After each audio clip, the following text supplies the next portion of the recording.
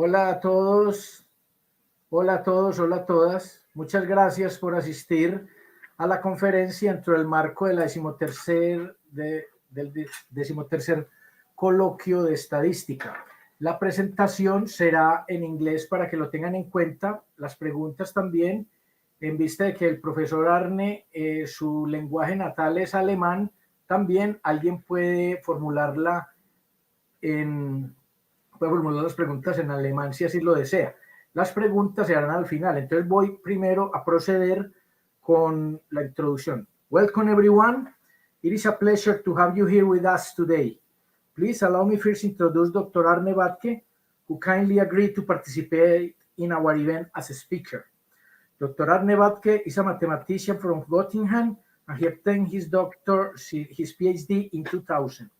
From 2001 to 2007, he was an assistant professor at the University of Kentucky. We met each other by that time. He was my professor. Then he became an associate professor and full professor at the University of Kentucky. He has published more than 100 papers in no parametrics and multivariate statistics, computer science, educational research, biology, water research, agricultural, veterinarian, plant pathology, software developer, and medical professional, and he also has advised government agencies. Dr. Bathke has given invited lectures and workshops on mainly methodological topics on all the 5 continents. Dr. Bathke has received various awards, including being named Henry Clay Ambassador of Lexington, Kentucky, by the mayor for his civic engagement. And he has received 2 university-wide awards for excellence in teaching. Since October 2012, Dr. Bathke has been university professor for statistics and stochastics in the mathematics department of the University of Salzburg. And since October 2015, he is dean of the University Natural Science Faculty. Furthermore, he is president of the International Biometric Society, Region Austria, Switzerland, on the board of the Austrian Statistical Society, editor together with Matthias Smith of the Biometrical Journal, the flagship journal of the International Biometric Society region in Germany, Austria, Switzerland, and Italy, as well as associated editor at 3 international statistical journals, which are International Journal of Biostatistics, Journal of the American Statistical Association, and Statistical Papers. He is also a member of the research group Statistics and Stochastics at Salzburg University. Today, we have the honor and privilege of having Dr. Arne Bathke as a speaker. Today's lecture by Dr. Bathke is entitled Data Science, Statistics, and Precision Medicine, Friends or Foes? Thank you, Dr. Bathke. Arne, one of my best friends. Please proceed with your presentation. Thank you very much. Thank you so much, Juan, for this wonderful, very kind introduction. And I will turn off my camera for the bandwidth reason. So I hope that the presentation stays nicely visible. And very nice that you invited me to speak here. And thank you for this really kind introduction. So yes, the title, Data Science, Statistics, Precision Medicine, Friends or Foes, and apologies for speaking in English. So you have introduced me. I don't need to say anything about myself, except pointing out once more that what I say about this topic is the view of a statistician. So a statistician's view, and I think many of you are statisticians, so it's our view of these topics. What is statistics? Well, making sense of data, and it has all these different flavors: how to gather data, how to describe, how to visualize data, and how to draw conclusions. And one particular aspect is how to make predictions based on data, and then how to interpret it. And I bolded the predictions because we will come to that point. So it's not just how to make predictions, actually, but statisticians also can say how well the predictions work. statisticians usually can say how accurate the predictions are. And this distinguishes our field from many other fields that also do predictions, but we can say something about the quality of these predictions. And then now all these buzzwords, and I've put some of them in the title certainly, but these buzzwords that we have heard about in the last years: big data, artificial intelligence, neural networks, machine learning, deep learning, data science, personalized medicine, precision medicine, which is pretty much the same probably. And there is a famous idea of a hype cycle where something is triggered and then there's a peak of highly inflated expectations, and then people get somewhat disillusioned, and we come back to slope of enlightenment. That's what it's called. So now we actually now take any one of these buzzwords. So for example, take AI or take data science. At some point we come to this area where we say, okay, this is really what we can make, how we can use these tools in a useful and efficient way.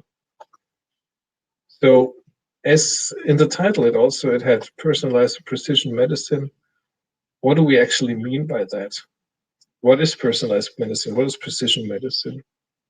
It's a buzzword, and it's maybe not a fair buzzword, because every medical doctor will tell you that medicine has always been personalized, or has always been as precise as possible. I mean, when talking about precision medicine, my brother is a medical doctor, and he'd say, well, are you telling me that I didn't work precisely in the past, or I didn't work in a personalized way? Of course, medicine has always had the ideal of being personalized, in the sense that treatments are tailored to individual patients and their characteristics. And that's old. So I always place next to it sort of, is it a new or an old thing? And in the sense that you look at your patients and you divide them into subpopulations, like older people, younger people, males, females, and so on. People that may differ in their treatment response. That's an old idea as well. Now we can say in the last years, this is being applied more diligently. For example, when medicines are, when drugs are being tested to be ready for the market, there's more about drugs being available only for certain subpopulations.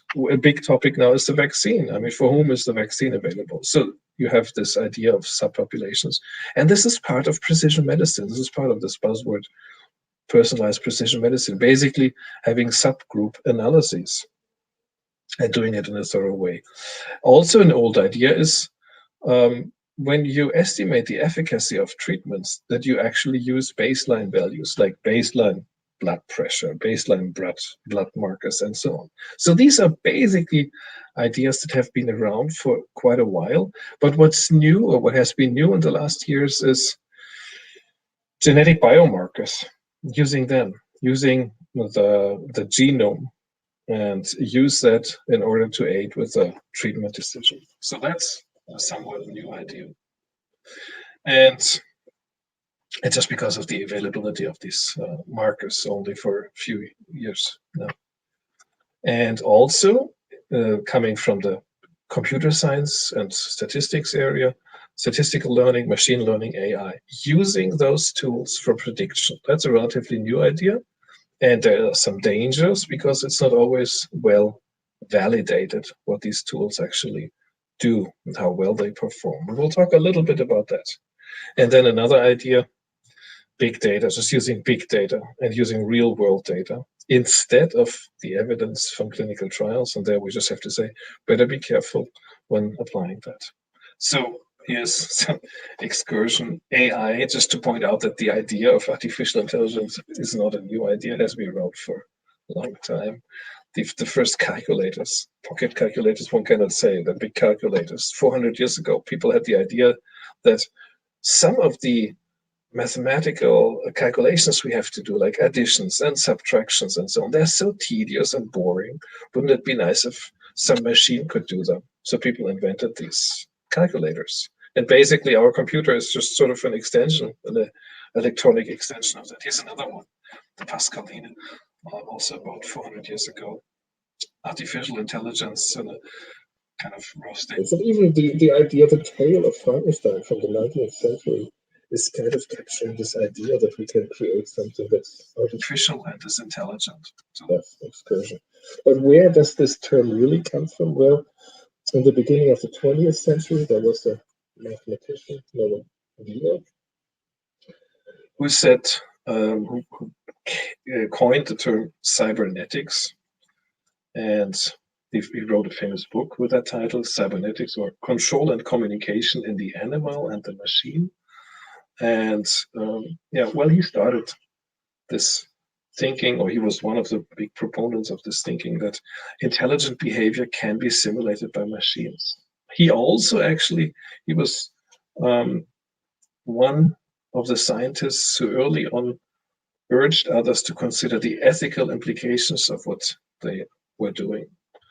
When John McCarthy was a younger fellow at the time, you see, Wiener is about 30 years older than McCarthy. So this younger fellow, John McCarthy, wanted to distinguish himself from Wiener. Wiener had coined this term cybernetics, and McCarthy wanted to have some different terminology because he was the young guy and he wanted to kind of become known for something. So he used the term artificial intelligence. That was in the 50s.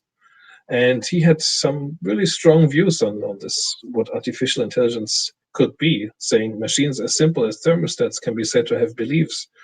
Having beliefs seems to be characteristic of most machines capable of problem-solving performance. So that's a very strong belief in some direction. But in any event, when we look at this, 1955, this is where artificial intelligence was first coming on the market. I'm just going quickly back.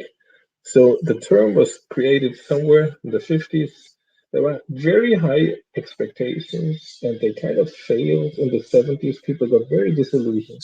Now AI has been reinvented, sort of, in the last decade or two, and one really can use take better advantage of what's good and what's not good. But some of the same mistakes, like 50 years ago, are being made, and I will show some examples.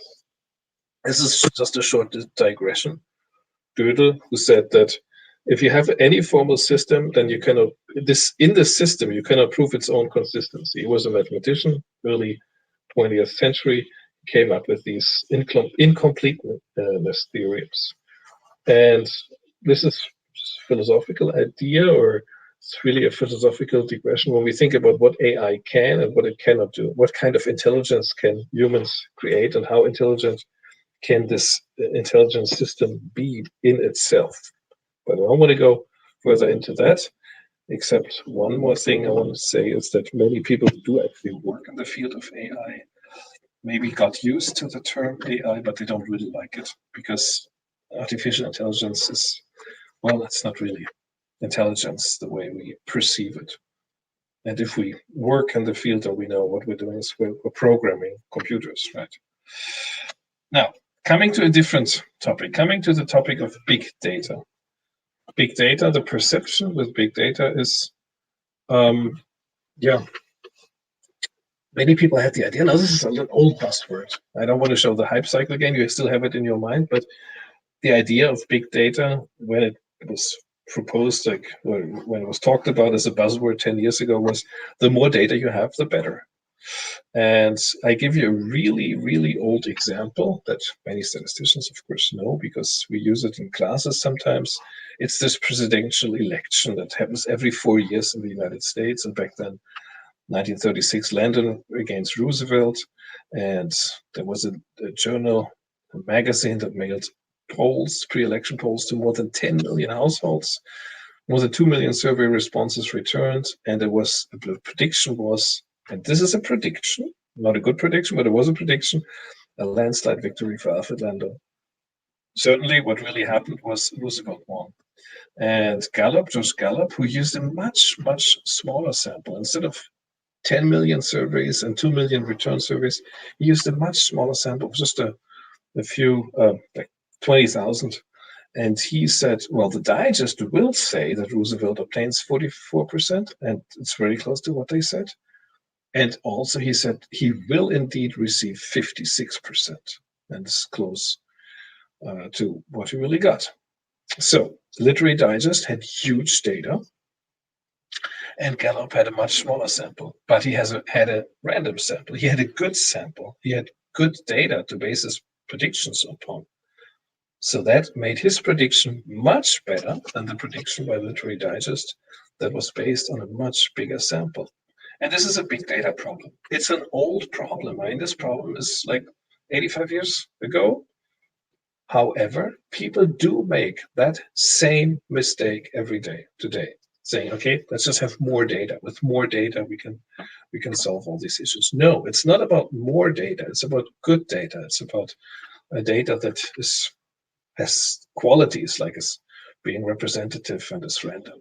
So here's first little conclusion. Big data doesn't necessarily to better or more useful results. Sometimes smaller data sets, if they're obtained in a smart way, sometimes smaller data sets are more informative. Now, we can ask, okay, if we do have two data sets and both are obtained in a smart way, both are kind of good data sets, can we then say the bigger one is better? Let's say we have two data sets and both are unbiased. There's no bias in either one of them. Then can we say the bigger one is better? And yes, for a while, I was thinking, yeah, this should be the case. But then there was a paper, it was already actually 15 years ago. But not everybody knows this. It's a very nice paper by Charlie Mann and a colleague with a nice title. I got more data. My model is more refined, but my estimator is getting worse. Am I just dumb? And basically pointing out in this paper that even if you have good data sets, bigger doesn't necessarily mean better. Even if you have unbiased data sets, it may be that the smaller data set allows you more precise predictions. That's maybe surprising, but well, you can read it up and see the reasons why. It has a little bit to do with variation. So that's these things, what I just presented, are statistical facts. I mean, you can look at the math behind it, and you can find all sorts of examples where large data is not necessarily better.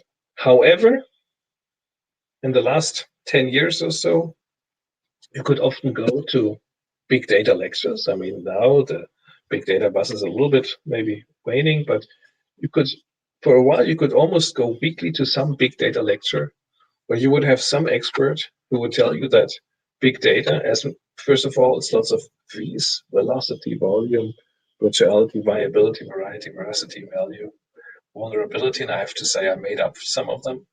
And then people will tell you, with this magic of big data, now you can have simple and unified use of data from all sorts of sources. You can mix them up. You can use social media networks. You can use intelligent devices and so on. You can throw it all together. And big data can analyze unstructured data with these methods. Can solve every problem just by using more data, or much more data. And cannot reproduce results, but it doesn't really matter because you don't need to, because scientific reproducibility is obsolete if you just have big data. And one of the claims was, well, this era of causality was over. It's the era of correlation, because we have unlimited access to data. So this was told in many, many lectures in the last 10 years and so on. And certainly we as statisticians know we just don't believe it. And here's the next conclusion. So naive use of all sorts of statistical procedures, searching without clear goals, big data, very often leads to results that are not reproducible. That means there is no scientific merit. So it's not scientifically sound. And if it's applied in the business world, it just means it's very risky to make any decisions, grave decisions based on those results.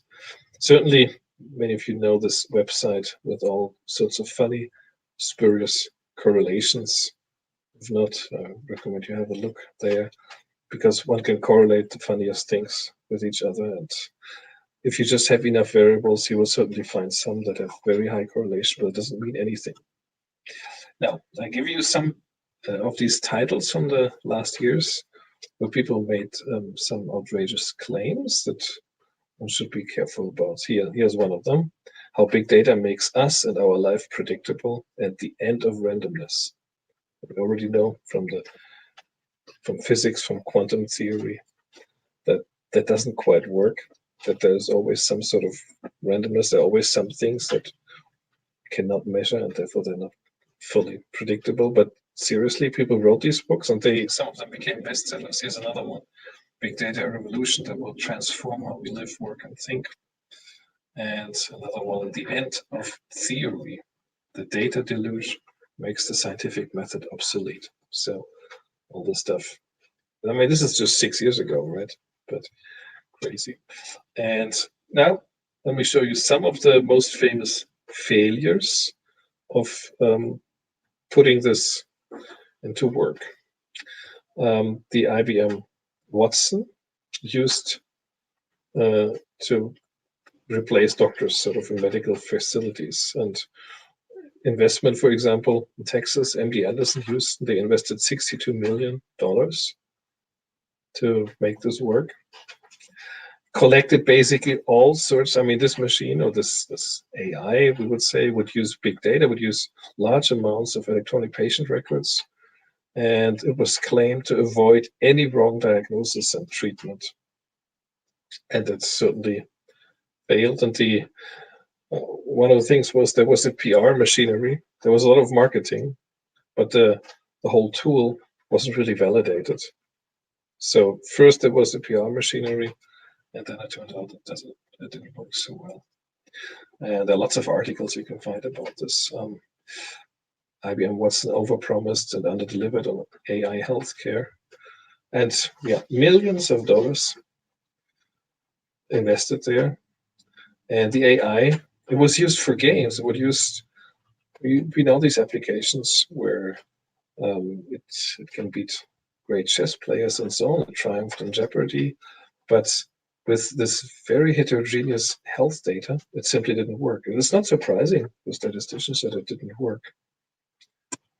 So a more recent example, this is something from the MIT Technology Review from this summer. A nice entry there, a nice article that says hundreds of AI tools have been built to catch COVID. None of them helped. Some of them have been used in hospitals despite not being properly tested, but at least the pandemic could help make medical AI better. Here's the link to the article if you want to see the full article. I'll give you some highlights. There were researchers who certainly did not have sound statistical training, because we, as statisticians, we would catch these mistakes. Most likely we would catch them. So if one doesn't have a sound statistical training, then one can make these mistakes, and they're very costly. One of the big issues is the importance of training data. If you want to use AI tools in medicine, in the medical context, really be careful what kind of training data you use. So many use the data set to contain chest scans of children as their examples of non-COVID cases. And then they used AI to distinguish COVID from non-COVID. Now, the data that was used for training was, so the people without COVID were children. So the AI then distinguished kids from older ones. It didn't distinguish COVID from non-COVID, but it learned to identify kids. Another AI tool was found to be picking up, I mean, it's a black box, so you don't know why it decides what it decides.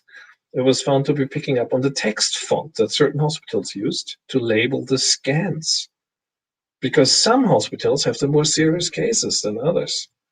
So quality of training data matters a lot when you use AI tools, any AI tools. Then just for fun, a group trained their own model using a data set that had a mix of scans, say chest scans, mix of scans. Some of them were patients were lying down, and some of them were patients were standing up. And if patients are lying down, of course, they're more likely to be seriously ill. So again, the AI learned to predict serious COVID risk, but using a person's position. So the black box used whether the person was lying or sitting. So it's not really helpful for decision making, not really supporting the doctor in making the right decisions. But you see all these claims that have been made about AI, and what happens is, of course, humans think we have this data, we have a machine, we have a computer that makes these decisions. So therefore, it is more objective. And while humans are so subjective and biased, this algorithm is objective and so on. That's not the case. Data and algorithms do matter, and they can be biased as well, or they can just not be applicable. I mean, they can just be poor data. So the quality of the training data matters. And well, now let's come to the bright side, or to the positive things. When can we actually draw advantages? When does the prediction work? When can we use AI and big data, for example? And in order to find these cases, or find the cases where it doesn't work, it's really just basically just common sense and some statistical thinking. So if the data are unbiased and representative, that's one necessary assumption. And if the data are and the models are stationary, meaning that the patterns we saw yesterday in the data are still relevant tomorrow, then we can make predictions. Data are representative, unbiased. What the patterns we saw and the models we could use for yesterday's data are still relevant for tomorrow's data. In those cases, we have a pretty good chance that AI and using big data may give us some useful results. And we know examples like navigation or many things that can be automated. Definitely if procedures are standardized and the data are standardized. Of course, where it doesn't work so well, there are many examples. Social networks, so human behavior that changes, certainly. Sometimes traffic, the dynamics sometimes change. And example, the Google flu trends that were billed as highly effective, but then it turned out that they only predicted sometimes very well, and many times they didn't do so well. Terrible biased data examples, predictive policing, for example, where the police is sent into areas where the AI tells them that crime will happen, but it's certainly based on biased data and basically a self-fulfilling prophecy. Some bots, you may have heard about these bots that had to be taken off the web because they started cursing in awkward ways. I presented you the IBM Watson example, where IBM Watson was applied in the medical area, just throwing all sorts of data in from the hospital. If it had been standardized procedures or standardized data, just say, we just take skin photos taken with a certain standardized camera from a certain angle, then indeed the AI may be better in distinguishing a skin cancer from something totally harmless. But just throwing all the data together, that doesn't work so well. Some other examples. So data-driven prediction requires data that is representative, that is unbiased, and the models and the data need to be stationary in the sense that the trends we have seen in the past still apply tomorrow. The training data should be very, very carefully inspected, whether it has any bias, and there are lots of statistical skills can come in. So moving to the next topic. What is actually data science? Data science was one of the buzzwords I put on the slide there. Data science, this is the way I see it, and this is not a graph that I created, but I took it from somewhere. Data science is a combination of math and statistics, certainly, computer science, you called hacking skills, and expertise in some substantive area, say in biology, if you want to apply data science in biology, or some other area. So the mix of all this is really data science. And I kind of like this graph also with the other intersection areas. We created a study program in data science a few years ago. 5-6 years ago, I was the first one back then in Austria, data science. Okay, now, trying to bridge all these terms, coming back to precision medicine, and what does one actually need? What are the tools one needs in order to do precision medicine in a smart way? I mean, what are the things, when we talk about precision medicine, many slides ago, I had a list of things that I consider part of precision medicine. What does one need to know, or what are the tools, the skills in order to do it right. And this is my list here, but I guess it's in agreement with what many textbooks or what literature kind of says now. Well, it's certainly statistical inference. And I say, okay, so one needs some statistics tools, and this is what we would say is elementary statistics, what one learns in the first statistical semester. Some decision theory, this is also in the area of statistics, but it's maybe more intermediate. One certainly needs to know about linear models, about multiple regression, about analysis of covariance, because these things, these tools are used a lot when making predictions, taking baseline values into account, building complicated regression models, and being aware of the fact that in complicated regression models, there are things like multicollinearity and so on. This is statistics again, and this is more intermediate, I would say. Causal inference, again, a statistical topic, again, more at the intermediate level. Also, in addition, when we're going into precision medicine, in addition, one needs to know a little bit about clinical trials, and especially about adaptive trial designs. Trial designs where you can change the design after some time, according to some specific rules, of course. So again, statistics topic, but this one is a little bit more advanced. Typically, one doesn't learn this in the first semesters. And slide number 2 on things one should know, and this is getting a little bit more advanced again. Multi-decision trials, sequential multiple assignment randomized trials, so-called SMART trials, micro-randomized trials. These are very specific trial designs that are really advanced in statistics. So this is sort of what we would do in a master's seminar or in a PhD seminar. But one really needs to look at these things in order to do precision medicine, because if you really try to target treatments very specifically to individual people or groups of people, then one needs to be aware of what's possible and what are the potentials, but also the limitations of what one can do there. In addition, it's good to have some skills from statistical learning or machine learning. And I call this now a data science topic because it's a little bit outside of the mainstream statistics. This is already in the bridge between statistics and computer science. So something about learning, statistical learning, machine learning, and hot topic also reinforcement learning, advanced data science topic. Reinforcement learning is applied a lot now in sort of in automation context and so on. But it's good to know about how it works and what's the idea behind it. And it certainly is applied in some of these trial designs in some ways. And I've looked at some books, Chakraborty, Kosovar, Moody, some of them in dual authorship. If you want to teach a class in precision medicine, then there are some good resources out there. And they basically, what they do is they cover the stuff you see on this slide, and then a little bit of what's been on the previous slide, which is kind of the basics of statistics. So if I was to put together my dream curriculum on precision medicine, what would I throw in there? What should one know and understand in order to do the data science of precision medicine?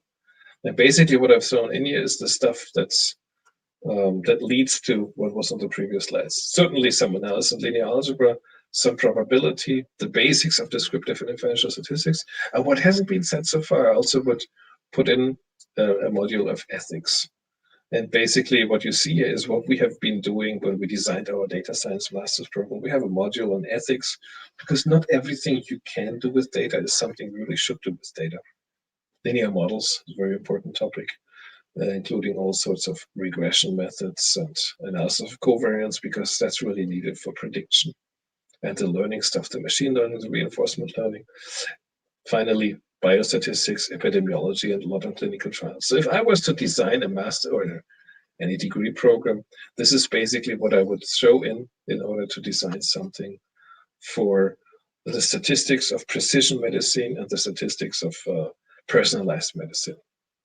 When you hear politicians talk about these topics, precision medicine, personalized medicine, they often don't mention that really one needs to have a very good understanding of these basics that I mentioned here in the beginning, the basics of analysis and linear algebra and elementary probability, because everything else really is built upon that. I mean, how can one understand the linear models and the machine learning and the biostatistics without this fundamental skill, these fundamental skills?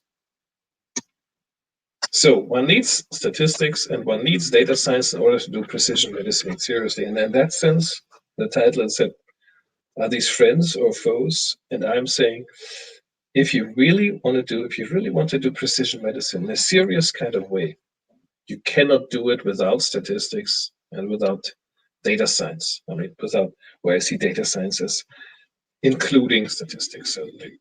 And what are typical mistakes people make? Well, if your only tool is a hammer, then everything looks like nails to you. So if you only have this one AI tool, you have this one black box AI tool, that's all you have, and then you want to apply it everywhere. It's a mistake we've seen a lot. You only know one statistical method or one cool new method, then you want to apply it everywhere without thinking of the limits of the methods, and especially the limits of methods that may only be used descriptively and are not capable of doing inference. And the third mistake is, well, just not involving somebody who knows about data, not involving a statistician, a data scientist, and also a subject matter expert. So planning, analyzing, and interpreting using AI without the statistician's view, because we are trained to see certain things. I mean, looking at bias, looking at potential biases, looking at confounding and identifiability and multicollinearity and these things, which is trained to see that. And so it's always good. Statisticians can play a big role in this field of precision medicine. I certainly hope they do. So coming back sort of towards the last slides, some central points, reiterating things that have already been said earlier.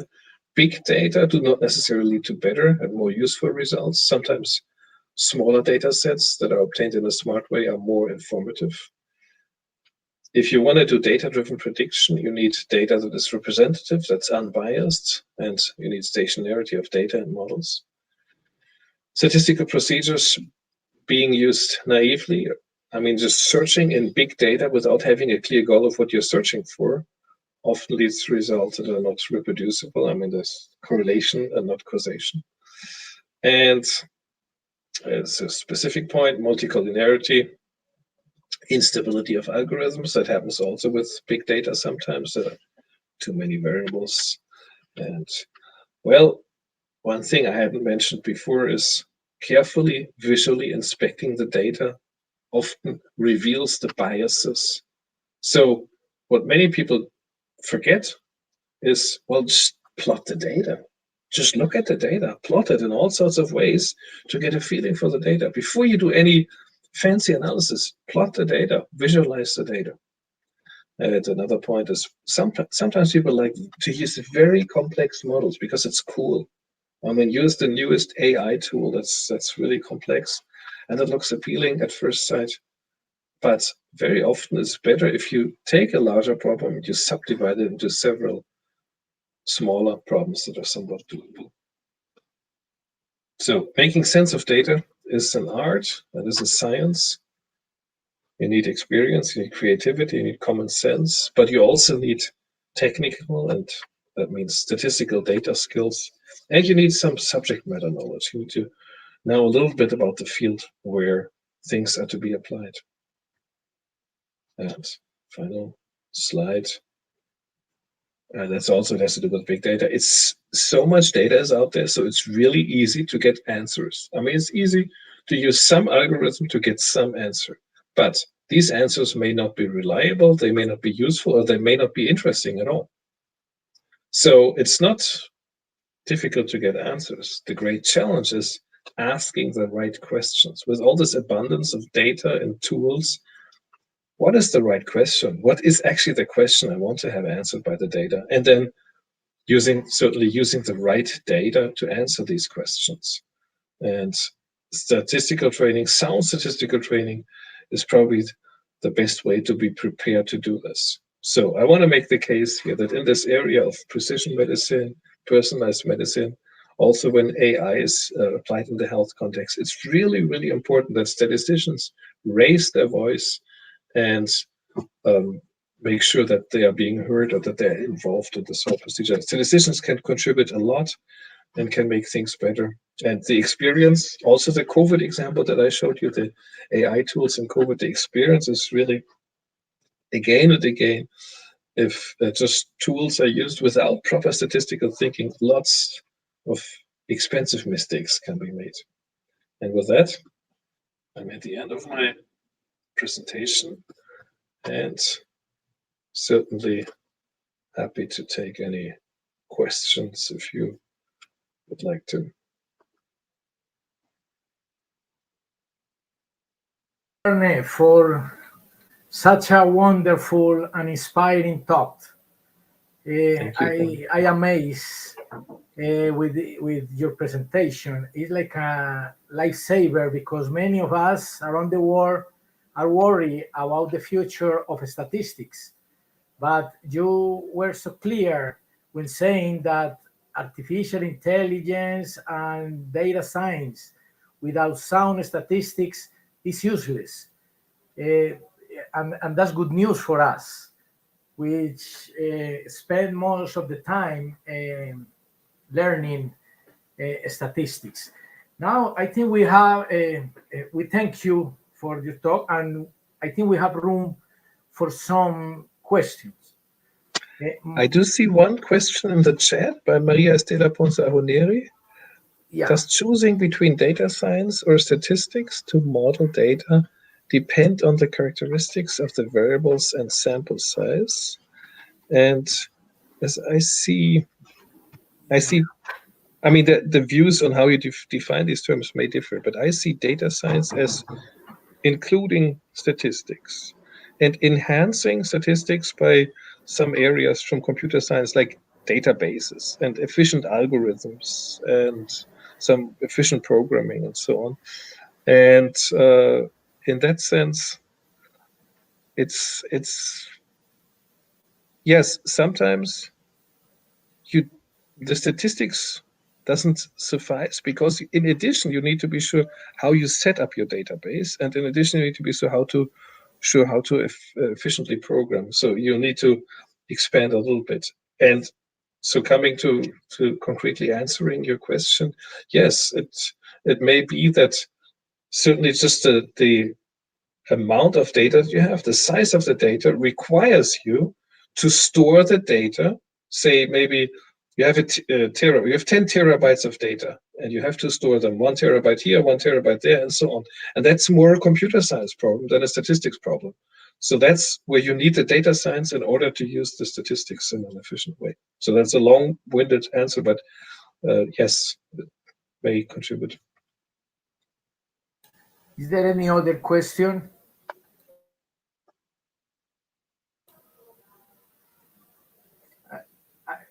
I do have a question.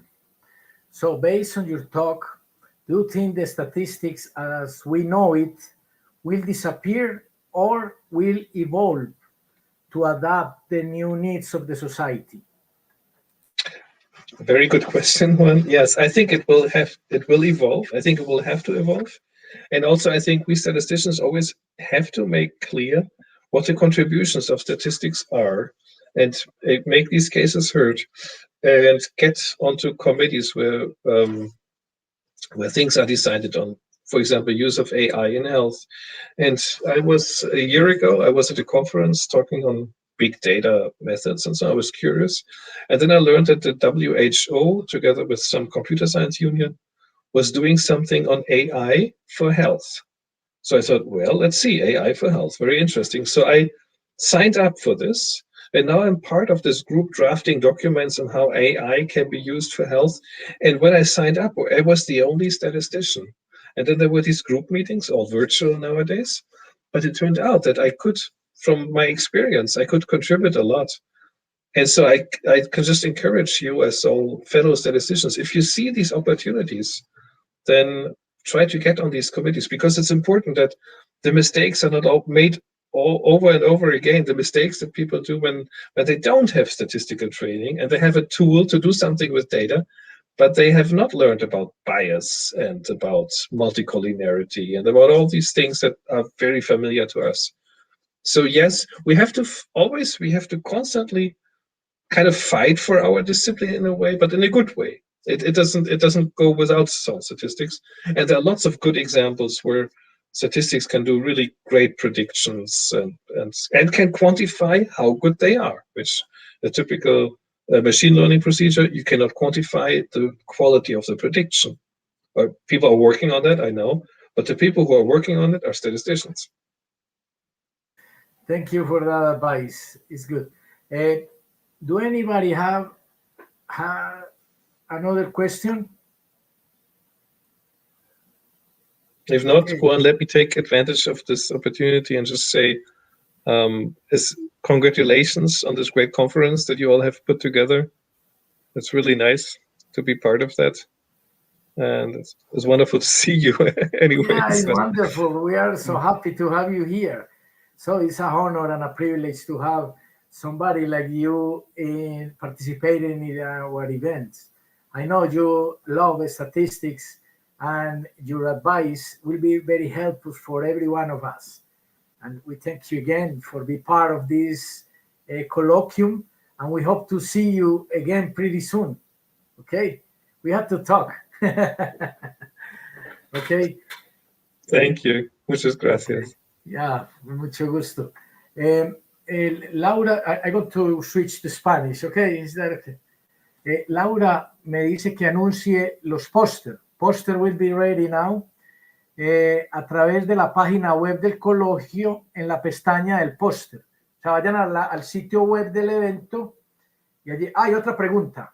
We have another question. It's okay, okay, pero no la veo, Laura. Okay, it's there. Can you read it? For a beginner in data science, what would you advise? Is it better to start by learning statistics or go directly and data science? Wow, that's a good question. It's a very good question. And is my presentation still visible there, right? Yeah. Yes, yes. So I would say if you want to make deep contributions, you have to invest a little bit of time at the beginning. And I would really go this route and learn some math and some elementary probability.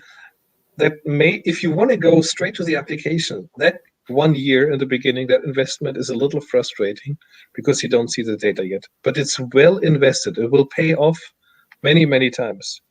And then after that, you can, once you have this basic, these first 3 items here, then yes, you can straight go into algorithms and databases and at the same time enhance your statistics and so on. And when we designed the program, we designed it as a master's program. So we assume people have a bachelor in math or in computer science or so. We designed a master's program specifically because I thought, well, you need to have some underpinnings. But then we got applications from people who have studied psychology or sociology or political sciences who did not have the math. And we gave them extra credits that they had to earn. So they had to earn lots. They had to go to other classes and learn the math, because how can one understand a machine learning algorithm, how it converges? First, one needs to learn the concept of convergence. What does convergence actually mean? So that's really math. So yes, so my advice would be start by math, and then add math, probability, basic statistics, and then you can do wherever you want to go. Okay, Juan, is it clear enough, the answer? Yeah, maybe Juan could consider the possibility of making a master with you in Salzburg. Yes, it's actually now in English. We have started making it in English, so good idea. It used to be all in German just the last years, so absolutely. Wow, that's good. I would like to go and study there. Or teach here, Juan. We can always you take do some guest lectures. Yeah, I would like to be part of that project too. Yeah, why not? Okay, any other question? Okay, Arne, Thank you again. Have a nice night in Salzburg. Enjoy the classic music. I know you are a lover of that music. Me too. I really love. I love Beethoven, Mozart, Tchaikovsky, etc. Maybe one of these days we can share some talks about it. And hope you and your family be okay. Okay. Thanks so much. Thank Take you care, very you all. much. Take it easy. Bye. Bye.